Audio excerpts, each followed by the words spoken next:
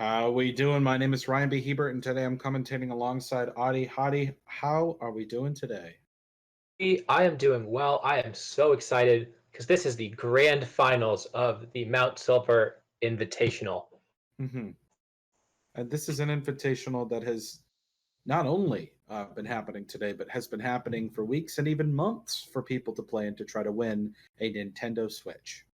Yeah, there have been tournaments on I think like something like twice a month over the course of the year. These players, Calvonix and Animus, have consistently placed highly in these tours, qualified, getting into the top 16, top 8, and top 4, and now are in grand finals and winner takes all. Winner gets a Nintendo Switch courtesy of Mount Silver. Yes, congratulations to both players, but now you must face your greatest opponent, the other person who has also gotten to finals in this Win a Switch tournament. And looking at both of these teams here, as we noted before, Animus's team coming from top four North American internationals, is that correct? That is right. That is right. And Calvonix bringing this Xerneas Kyogre team, something that very reminiscent of Sun Series and also Moon Series as well. But here it is in Ultra Series, making its mark and staking its claim on team after team. But not if Animus has anything to say about it. And Adi, I gotta say, I think the Trick Room mode for Animus might be very good against this opposing team, especially this Metagross. Yeah, definitely. I think that the Trick Room mode as a whole, a lot of the Pokemon on Calvonix's team are relatively fast. Of course, the Amoonguss is a slower Pokemon, but Tapu Koko can stop it from doing a lot of things. Sleep. The real question is if he can get it up in front of something like a Tornadus, something like a scrappy Kangaskhan. There's a lot of ways for Calvonix to prevent Trick Room from going up if he doesn't want to play in this Trick Room mode. You're right. He has at least four different ways to try and stop Trick Room from going up, not to mention just basic damage output from Xerneas and Kyogre. And the battle will begin with Koko Metagross on Animus' side of the field and Kyogre Amoonguss on Calvonix's side of the field. We've seen this Kyogre Amoonguss combination in top 8 and in top 4. It puts so much pressure on the field because a lot of people rely on single target moves to deal with Kyogre, and Amoonguss just redirects them. And once again, both of these Pokemon on Animus' side of the field don't have a great way to one-shot this Amoonguss, and Kyogre is potentially free to just get off big damage. It's free to get off big damage, and at the same time, Coco's also free to get off some spread damage with that ever so clever Electro Web, lowering the speed of Amoonguss and Primal Kyogre by 1. Ooh, Origin Pulse missing on that Rayquaza, and Spore coming out, but we are in electric terrain.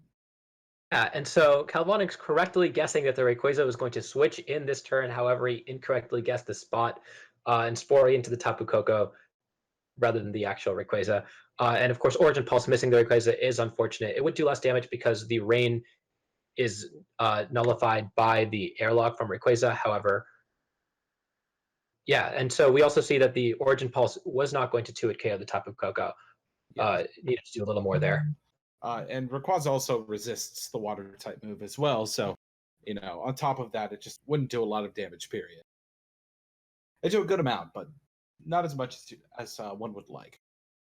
Now, all of a sudden, Animus has Pokemon that can threaten the Amoonguss and Rayquaza, do a lot of damage to it if it wants to go for a Dragon Descent. Tapu Koko, of course, threatens the Kyogre with Electro Web, ignoring the Rage Powder from the Amoonguss. We're going to have to see how Calvonix repositions his board to maybe get a little bit more of a favorable state. Mm-hmm. And as we saw in an earlier set, that is a Sash Amoonguss, so it no longer has the capability to rely on that Sash with the chip damage as well from that Electro Web. Right, and that's another reason why it might come switch out right now, so that it can get the Regenerator and be able to use its Sash later in the game if it so chooses. If this Amoonguss was to switch out and use its Regenerator ability, Incineroar would probably be the best Pokemon to come in, get that attack drop onto that opposing Rayquaza if it's trying to go for a Dragon Ascent into that Amoonguss. And at the same time, Koko is still sitting on the field, and it looks like it can take Origin Pulse very nicely. But we're going to see Protect coming out from Amoonguss and Volt Switch going into that Primal Kyogre. Yeah, and so Animus for the Dragon Descent and Volt Switch, trying to get rid of that Amoonguss, but is very content to just get the Volt Switch damage on Kyogre, doing a lot. The Ice Beam goes into the Rayquaza, does big damage, but thanks to his Agua Berry, goes right back to around 75% health. It looks like, though, another Ice Beam will be enough to knock out that Rayquaza. So as much as the Agave Berry was able to bring up the HP of this Mega Rayquaza, it looks like Ice Beam will be enough to knock it out, though, in the following turn. But Metagross coming onto the field here, and it's definitely going to make its mark. And on top of that, Kyogre now down to little enough health, and it's worth noting that Extreme Speed goes before Rage Powder. They have the same priority bracket, and so Rayquaza is putting a lot of pressure on this Kyogre this turn. And if Metagross has a Psychic move, it potentially puts a lot of pressure on this Amoonguss as well. Calvonix definitely being pressured here, but he has 2 more Pokemon in the back to switch into. So he has the ability to be able to make a move here, and he will, switching in that Kangaskhan and going for the Protect on Primal Kyogre. Oh, but Animus is not worried about the Rage Powder, not worried about the Amoonguss, goes straight for a Dragon Descent, which would KO the Amoonguss, but instead does a lot of damage to that Kangaskhan. Now Calvonix has Fake Out pressure, so that Kyogre is a lot safer, and of course Metagross cannot Mega Evolve because the Rayquaza Mega Evolved. Although I do believe that because the Kyogre is at -1 speed, the Metagross will likely still be faster. 1 minute, I'm grabbing my charger. Okay, Animus taking a moment here. Both players just... So this gives us a good opportunity to talk, Adi, while both of these players are taking a minute here. So you have Fake Out pressure about to come out from this Kangaskhan. The Rayquaza is at -1 defense. So that Fake Out could do a hefty amount of damage into that Rayquaza if that's what we were worried about. Yeah, and we did see that the berry was already procced, so it doesn't really have a good way to regain any health. And normally on this team, you expect Rayquaza to be more of a late game Pokemon that cleans up the game after getting a Swords Dance up. But in this case, we do just see it get a lot of damage off in the early game, putting a lot of pressure. Really doesn't really have the bulk to survive for many more turns. Ice Beam would likely knock it out. The real question is whether or not Calvonix can actually get those attacks off, just because Kyogre is a little slower right now, and Kangaskhan is at such a low health that it would be picked off by Extreme Speed as well. Mm-hmm. Yes. Yep. I agree with you, Adi.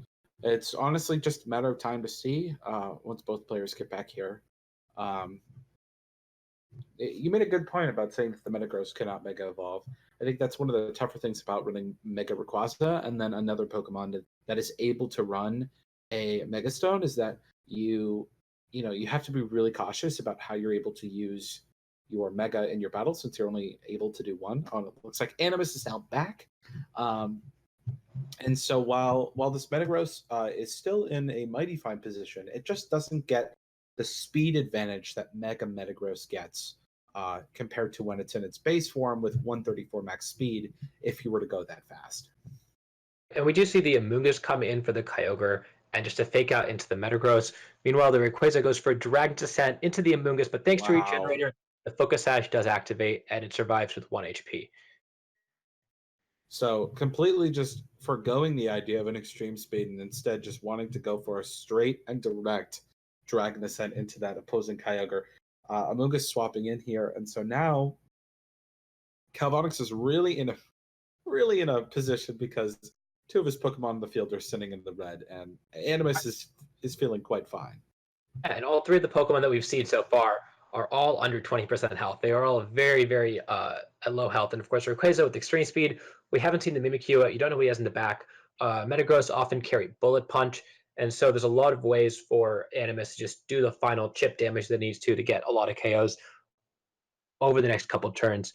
And Calvonix is going to really have to rely on Fake Out pressure, come back, and of course, he just forfeits. He doesn't see a way back in this game. Yeah. It doesn't want to be just accepting his fate in game 1 there, Adi, like you said, and going into this game 2, Calvonix has just got to examine how he can pull this out, especially with that Metagross and the Rayquaza at the same time.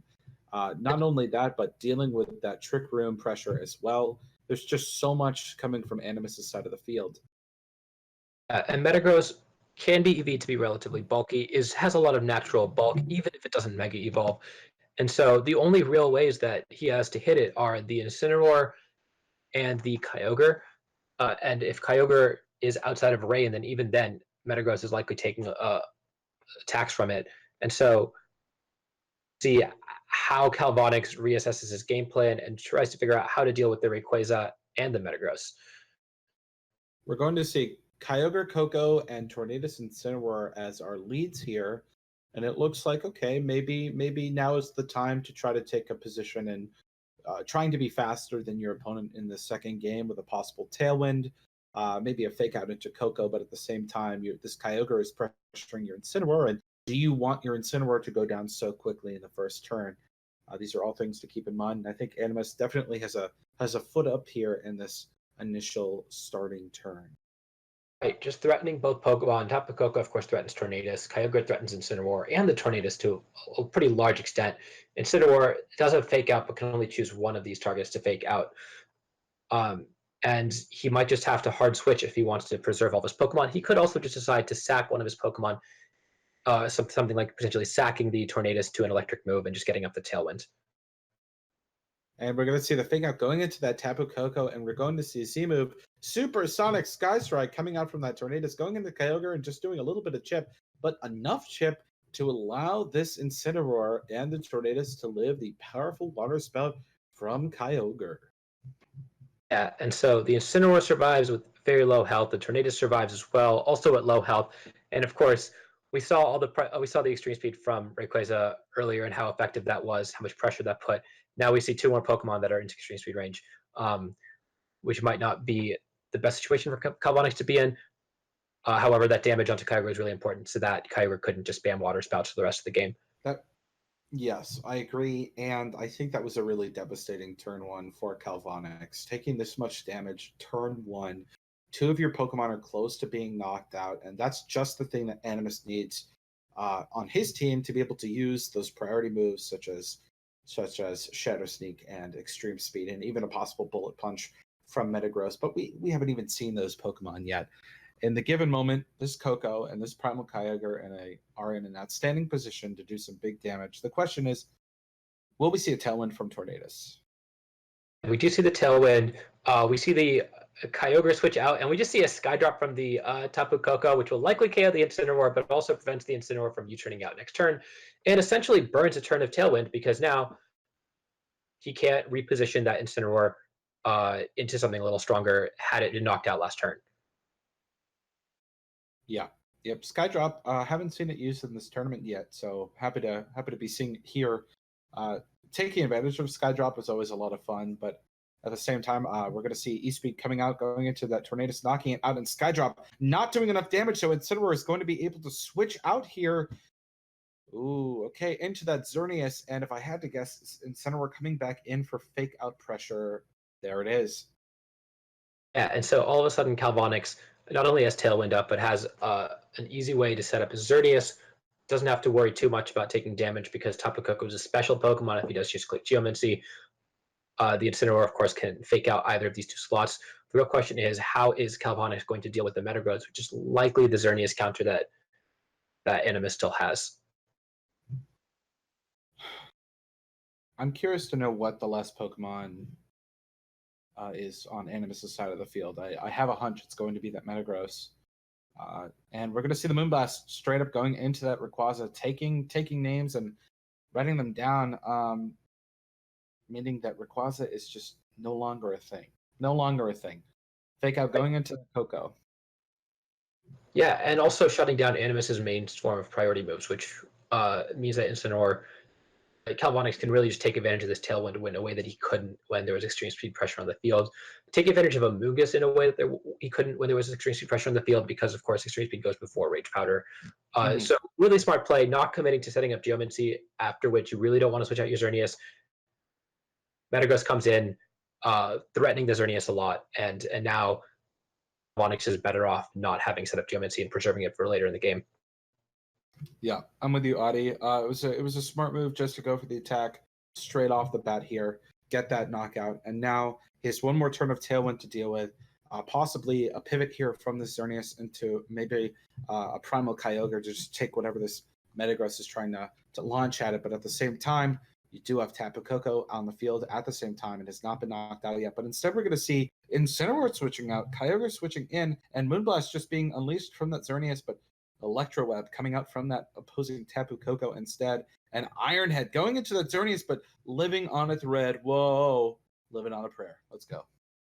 Yeah, and so the Tapu Koko with that damage output, plus the set of moves, Skydrop and Electro, likely a Assault Vest Tapu Koko. I don't believe we've seen the item yet confirmed yet, but no, we have not. That Kyle has slowed down both of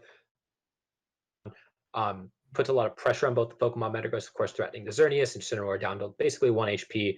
Kyogre threatened heavily by Tapu Koko. And he does now not having the speed boost from Geomancy means that he doesn't really have a great way to get faster, to outspeed and do enough damage on Animus' side of the field. And both trainers taking their time here, just saying, okay, what can I possibly do? Both down one Pokemon, but if this Metagross is able to, well, if it has a priority move, it'd be great to use it into Xerneas right now, or even possibly go for an Iron Head into Primal Kyogre for a possible flinch. Yeah, and of course, Tapu Koko has a relatively free electric attack into the Kyogre if it so chooses, just because a switch in into Incineroar wouldn't actually do that much. Electro Web also would likely kill the Xerneas from here, likely kill an Incineroar switch in from here. And we do see Calvonix switch into the Incineroar. When we do see the Electro Web go out into a Kyogre and a Stomping Tantrum into the Kyogre, bring it down to very low health. Oh, sheepers. Does knock out both Pokemon on Animus' side of the field, bringing him down to just his Kyogre. It's unfortunate that Calvonix's Kyogre is at -2, but Animus now has to hope that his Origin Pulse, well, can do enough. Do we see? No special attack drop, and it misses on Xerneas. Oh my goodness.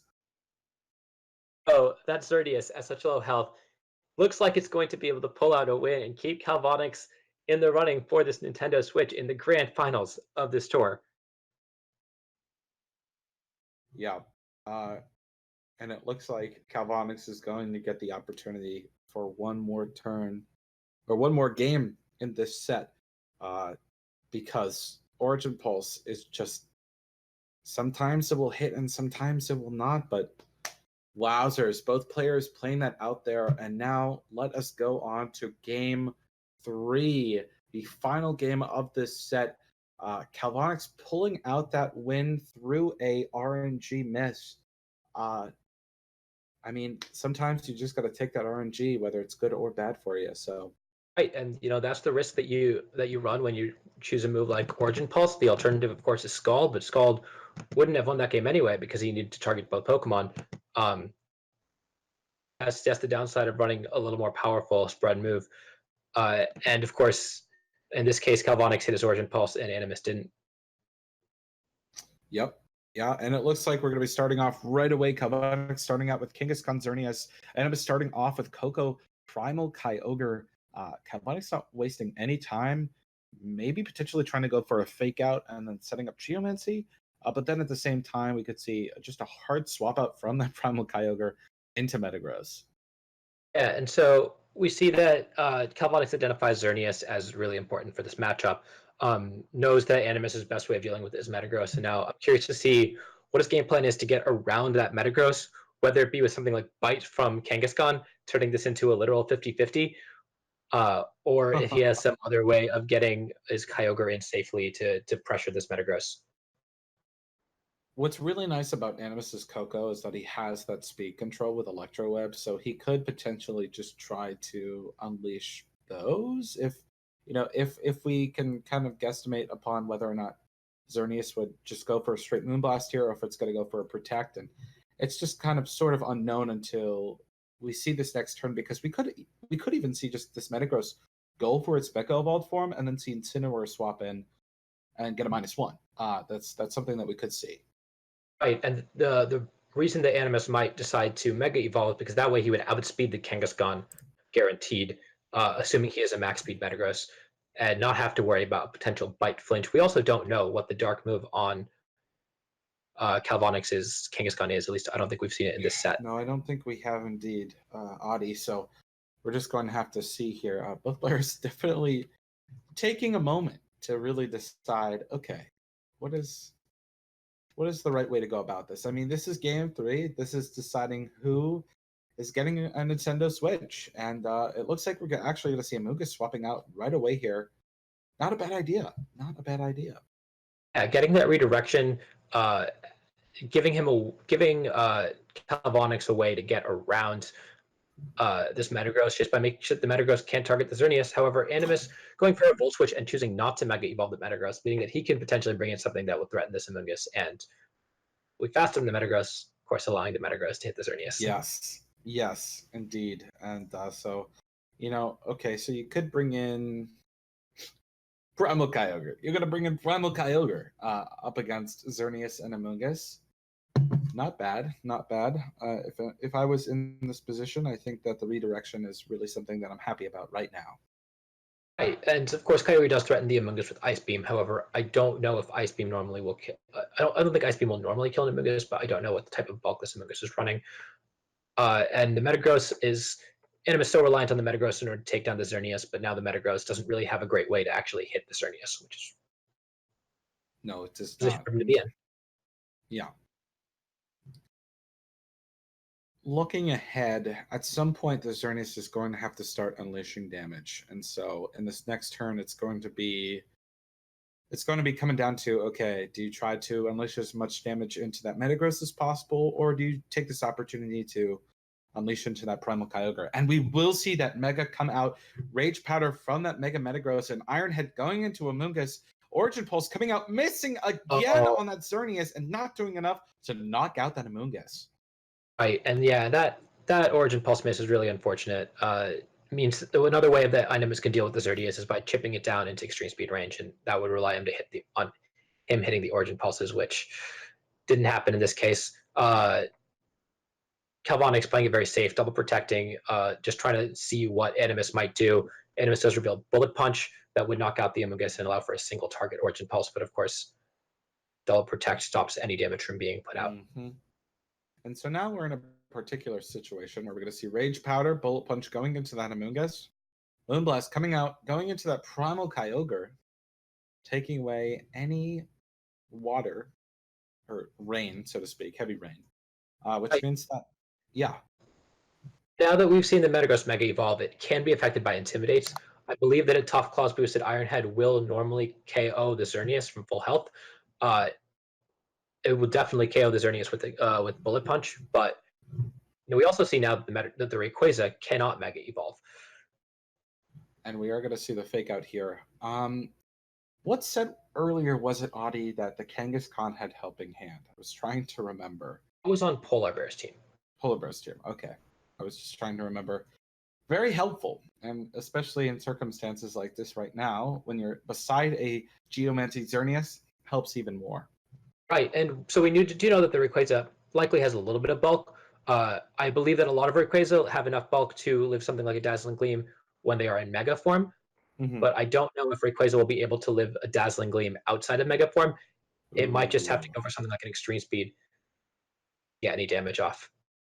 You are right, Adi. Animus chose to go into that Mega Metagross, and it's going to be swapping out, and instead Coco will be coming in. Coco barely hanging on, and Crunch coming out from that Kangaskhan, and Animus given the GG's forfeiting, and there you have it, folks. Calvonix is your champion of the Mount Silver Invitational.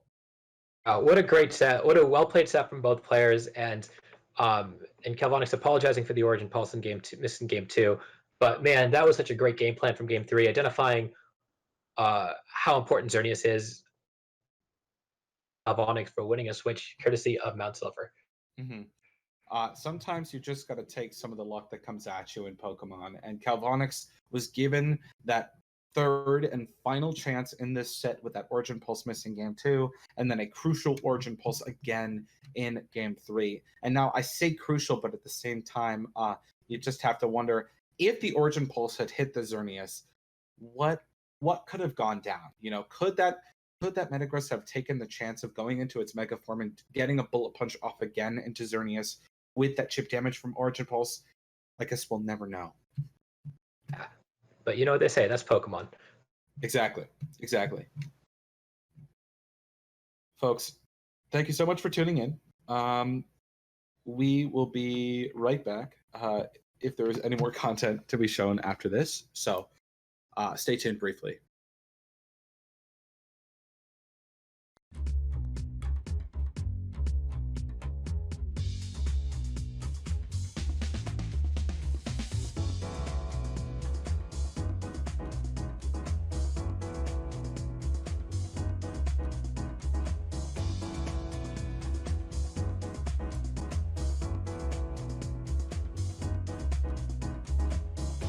How we doing? My name is Ryan B. Hebert, and I'm here with your Mount Silver Invitational Champion, Calvonix. Calvonix, how we doing?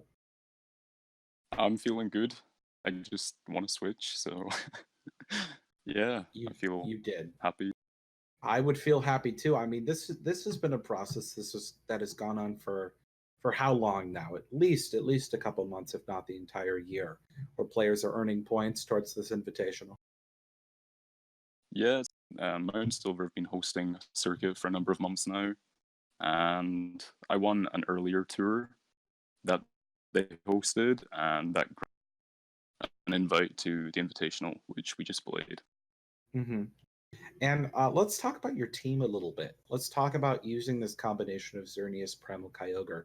Something that many can call up from past VGC 19 formats where we didn't necessarily have Blue Aura, but everyone was running a regular Kyogre paired with Xerneas. What was your mindset coming into this instead of running, let's say, Dawn Xerneas? Okay, so a friend of mine came to me with this team, Joey Costagliola. People may know him as C9 Life Orb, so credit goes to him for the team. We've been playing with it for a little while, and I think in the current meta, Zerndon Torn Kang is kind of everywhere, and so are Lunala compositions, and typically Rayogre. So I think Xerneas Kyogre has a really good matchup versus the majority of these cores. Yeah, I think the team functions a little differently to standard Torn Kang, Zerndon variants. You don't lead Torn Kang every game. I think this team has a lot of options with redirection, double fake out, speed control. I think Kyogre complements Xerneas really well, and is certainly overlooked. Yeah, your team provides so many different options for trainers to be able to control the battlefield in almost any way they want to. And we saw a variety of techniques being used in this series, especially today, from the usage of Trick Room and to your usage of Tailwind as well with that Tornadus. So truthfully, it's a fantastic team. So thank you so much to C9 for providing such a, Oh yeah, massive credits to him. Like, there's a lot of techs I don't really want to reveal, as it's not just me using the team, but yeah, there's so many hidden techs in this team that really shine in the BO3 format. Absolutely. And yeah. I feel like it just has so much outplay potential, and even sometimes the team can get slightly predictable. I have double fake out redirection. The opponent can sometimes assume, oh, he might swap out his Amoonguss into Instant Roar. I just feel like even if opponents read into it, you just have so many support options for Xerneas. And Xerneas just steams through teams, even if they have a ton of resists, just due to double fake out and redirection. You are right. You are completely right. And sort of leading into some of the information for all of our viewers when it comes to looking at some of these matches and what just went on, all of the VODs are going to be saved to the Mount Silver YouTube channel, and all matches will be chopped up individually so you can find each and every one. That's a great way to find these videos from the tour, especially if you want to go back and kind of witness what was going on and what teams were being played. So while we're not going to reveal all the text here with Calvonix, you can kind of see how Calvonix was playing against many of his opponents this weekend, as well as all of the other players in Top Cut. Replays will also be posted onto the Twitter as well. Be sure to follow the YouTube channel, follow the Twitter. Go ahead and join the Mount Silver Discord as well if you want to follow up on any news of potentially next year's Invitational tournament. But for right now, Calvonix, is there anything else you'd like to say? Any other shout outs to any other folks that helped you along the way in this series? I'd like to thank Kyle. Kyle's a good friend of mine, so to play him in the final was kind of unfortunate. And yeah, Kyle's a really good friend, really good player. We team build a lot together. And I'd also like to apologize for just the way that third set went. I feel like game 1 I played awfully. He capitalized on it, beat me pretty hard. And then game 2 came down to an Origin pulse miss on my Xerneas, which was really unfortunate. So 85% of the time he had that game. So yeah, just I feel kind of guilty about that. I'd also just like to thank some friends for the support, Isaac and Joe, and everyone else who's my friend. Yeah.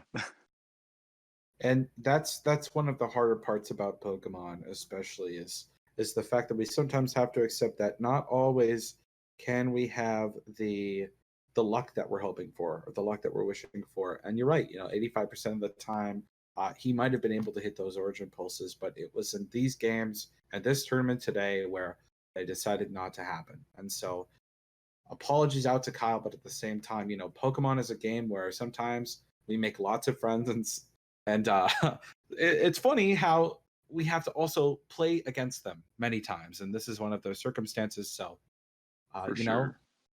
to be able to fight it out with a friend, and hopefully later on to be able to go back and connect with them and say, remember that one time we were playing in that set, that sort of thing, So, Calvonix, thank you so much for joining us, and folks, thank you so much for tuning into the Mount Silver Invitational Tournament. Stay tuned and up to date on our Twitter once again, and be sure to join the Discord. Thank you so much for watching today. How we doing? Peace out. Are we live? I just want to say thanks for having me on. I don't know if you guys can hear me or what, but